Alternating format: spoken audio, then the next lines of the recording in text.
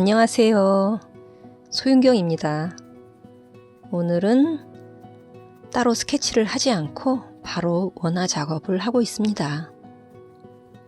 미리 스케치를 잡아볼 때도 있지만 바로 그림을 시작할 때도 종종 있어요. 소녀가 소년의 손을 이끌고 어디론가 향하고 있죠. 저 멀리서 나룻배가 보이고 또 다른 소녀가 손을 흔들고 있어요. 다음에 어떤 일들이 벌어질까요? 저도 미리미리 스케치를 해놓는 편이 아니어서 다음 장면이 어떻게 잡힐지 모른답니다. 이전에도 말씀드렸듯이 저는 스케치를 꼼꼼하게 하면서 더미북을 만들고 그런 식으로 그림을 그리지 않아요. 한 장면 한 장면 완성을 해나가고 유동성을 가지고 작업을 해나가는 편이죠. 그래서 다음에 어떤 그림을 그려야 될지 아무 생각이 없어요. 오늘 여러분들과 그림을 그리면서 나누고 싶은 이야기는 그림책은 과연 어떠한 예술인가 라는 얘기를 해보고 싶어요. 너무 거창한 이야기 같죠? 예술이라는 말만 들어도 조금 거부감이 들기도 하고 재미없을 것 같은 생각이 들기도 해요. 저 역시 제가 예술가라고 생각하고 늘 예술의 영역에서 한평생을 살아왔던 것 같아요. 하지만 일러스트레이터와 그림책 작가로 활동하면서는 예술가란 말, 예술, 아티스트 이런 말들을 거의 쓰지 않게 되었어요. 왠지 이 동네에서 그런 말을 썼다가는 조금 안 어울리는 것 같다는 생각이 들었기 때문이죠. 사실 예술은 미술, 음악, 전통적인 예술이 있지만 그 시대와 산업이 만들어내는 산물이기도 해요. 제가 미대에 다닐 때 그림책 작가가 될 거라고는 생각하지 않았죠. 당연히 화가가 될 거라고 생각했어요. 하지만 출판 미술이 발달하고 그쪽에서 많은 일들을 하면서 저도 일러스트레이터로 활동을 하게 됐고 또 출판 미술의 꽃이라고 할 수 있는 그림책을 또 만들게 됐죠.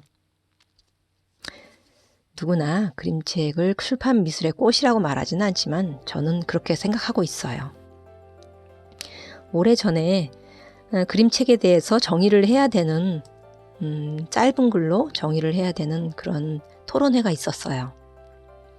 그때 그림책을 몇 줄로 써서 규정을 해야 했는데 이야기들이 굉장히 많이 나왔지만 쉽게 정의를 내리기가 어려웠죠. 그림책은 어떤 분야고 어떤 특성을 가지고 있고 어떻게 규정 지을 수 있다라고 정확하게 말할 수 있는 사람들은 없었어요. 어떤 사람들은 글과 그림으로 이루어진 어린이들이 볼 수 있는 책이다 라고 말씀하셨죠. 그렇다면 글과 그림으로 만들어진 것이 그림책만 있을까요? 만화책도 있죠. 만화책의 경우에도 그림책과 약간의 형식적인 차이는 있지만 요즘은 어떤 차이를 크게 둘 수 없을 정도로 그 사이를 오가는 작가들도 꽤나 많이 있어요. 화첩 같은 경우에도 그림을 바탕으로 하지만 시서화가 함께 조화를 이루기도 하죠. 이 또한 그림과 글로 만들어진 책이라고 할 수 있어요. 그렇다면 저에게 있어서 그림책이란 무엇일까요? 저는 왜 저를 표현함에 있어서 그림책이라는 장르를 선택한 걸까요? 저에게 있어서 그림책이란 미술과 문학이 만나서 만들어진 출판 미술이라고 생각합니다. 저는 회화를 전공했고 화가로 활동했기 때문에 그림 한 장의 힘을 알고 있어요. 그림 하나만으로도 모든 것들을 표현할 수 있죠. 굳이 글을 쓰지 않아도 그림이 가지는 시각적인 힘들을 충분히 이해하고 있어요. 그렇다면 그림책이란 것은 서사가 있어야 하는 것인데 왜 서사를 굳이 만들려고 했을까요? 그것은 마치 소설이나 수필의 차이라고 볼 수 있죠. 시, 소설, 수필의 차이를 그림 안에서도 만날 수 있는 것 같아요. 그림 한 장으로 모든 것을 표현할 수 있는 것도 있지만 또 만화처럼 많은 이야기들을 연재해 가면서 아주 오랫동안 긴 서사를 만들어낼 수도 있죠. 그림책은 어쩌면 회화와 만화책의 중간 지점에서 제가 합의를 본 어떤 장르가 아닌가 생각해요.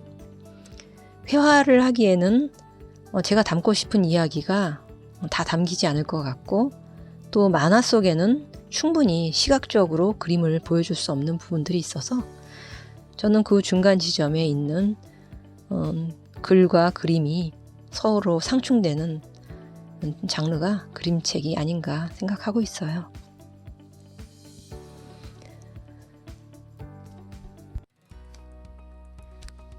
얼마 전 그림책 작가님들과 저녁에 술 한잔 하면서 그림책에 관한 이런저런 이야기를 하게 되었는데요. 그때 신인 시절에 대한 얘기도 했었어요.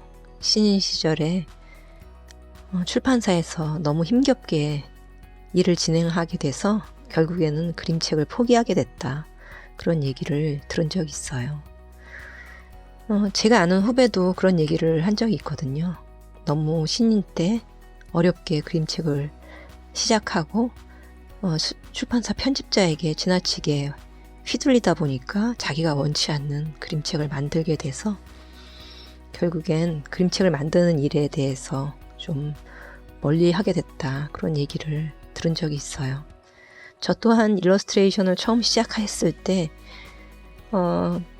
그다지 상냥하지 않은 편집자로 인해서 굉장히 마음고생을 하고 나는 이 길이 아닌가 보다. 일러스트레이션은 정말 못할 일인가 보다 해서 한동안 그쪽 계통으로는 쳐다보지도 않았었죠.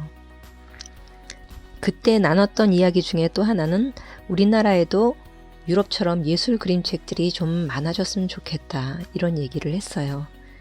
그랬더니 한 작가님께서는 예술 그림책은 우리나라에서도 늘 있어 왔다. 다만 팔리지 않을 뿐이다. 이렇게 말씀하셨어요. 정말 공감할 내용이죠. 저만 해도 그림책을 오랫동안 보아왔지만 예술 그림책이라고 할 만한 책들이 굉장히 많이 있었어요. 독특한 주제를 담고 독창적인 시각을 가진 책들이 나오곤 했죠. 하지만 그런 것들은 시장에서 오래 버틸 수 있는 그런 성격이 아니었어요. 그림책은 초기엔 어린이들의 교육을 위해서 만들어졌지만 지금은 성인들까지 전 연령이 즐길 수 있는 문화 콘텐츠가 되어가고 있어요. 과거의 책은 상류 소수 계층의 전유물이었지요.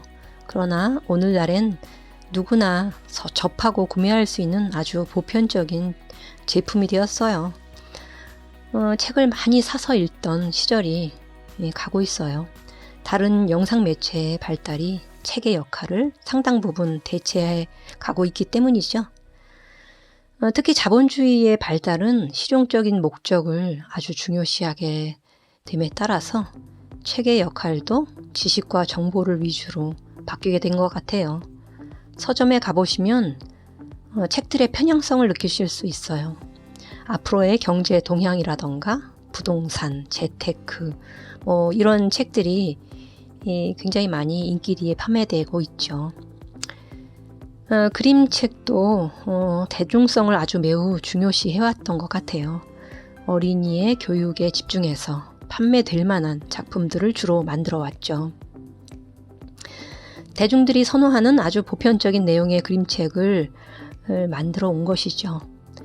그곳에서 간간히 예술적인 그림책들이 출간되었지만 어린이 도서라는 카테고리 안에서 뒤섞여져서 구분되지도 못하고 또 자신들의 자리를 어떻게 잡아야 할지 헤매게 되었어요. 저만 해도 어린이 도서라는 틀 안에서 저의 그림책을 소개하고 판매해야 해서 많은 어려움들이 있었어요. 그럼 앞으로 예술로서 그림책은 어떤 방향으로 발전해 갈 수 있을까요? 어떤 유명 작가가 책은 곧 부동산이다 라고 말했다고 하죠. 맞는 말이에요.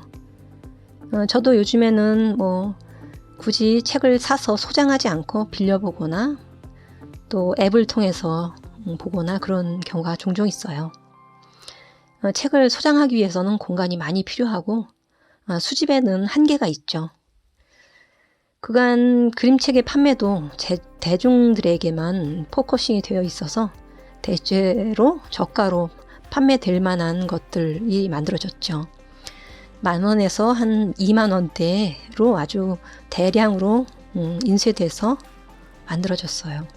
그리고 인기 있는 작품들은 끝없이 인쇄 수를 늘려가면서 출간할 수 있었죠.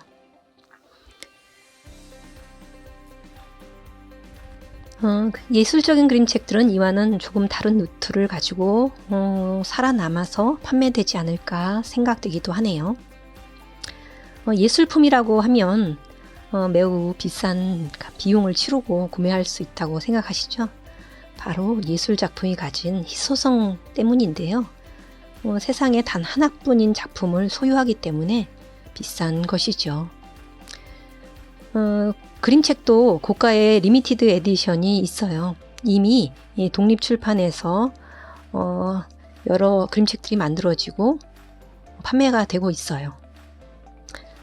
마치 판화처럼 한정된 개수로 만들어지고 그 대신 예술성이 아주 풍부한 작가의 개성이 충분히 반영된 예술 작품으로서 책을 만드는 것이죠.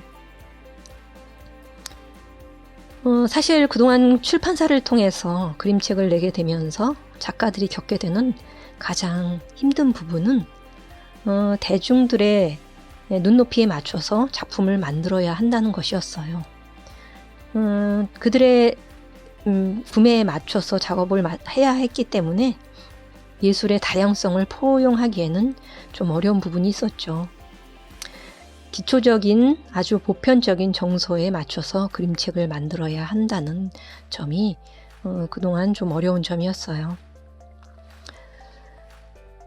그림책은 다른 여타의 예술 분야와는 달리 금기시된 부분들이 많이 있었죠.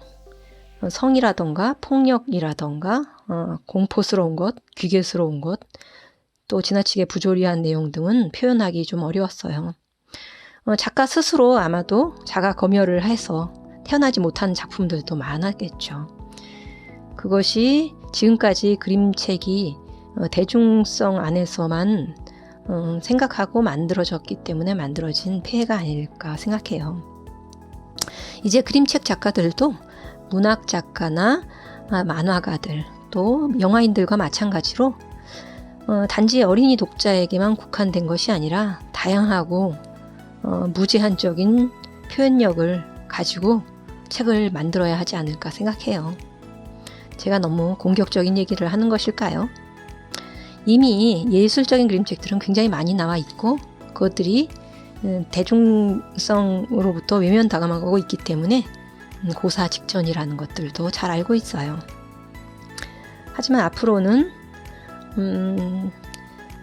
아주 넓고 큰 바다 같은 컨텐츠의 시장에서 그림책도 한 장르로서 어린이만 본다는 어떤 편향성적인 편견들을 버리고 정말 그림책도 예술이구나 그런 생각이 들 수 있도록 다양한 작품들을 만들어내는 하나의 장르로서 발전해 나가기를 바라고 있어요.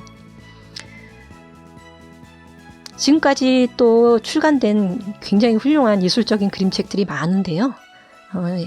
그런 것들을 구분해 주는 그런 카테고리들이 많지 않아서 그런 작품들이 있는 것조차 모르는 분들이 굉장히 많죠. 앞으로 제가 힘이 되는 한, 시간이 되는 한 그런 예술 작품이 될 만한 그림책들을 소개하고 또 얘기해 보는 시간을 만들어 보려고 해요. 자주는 만들기 어려울 것 같고요.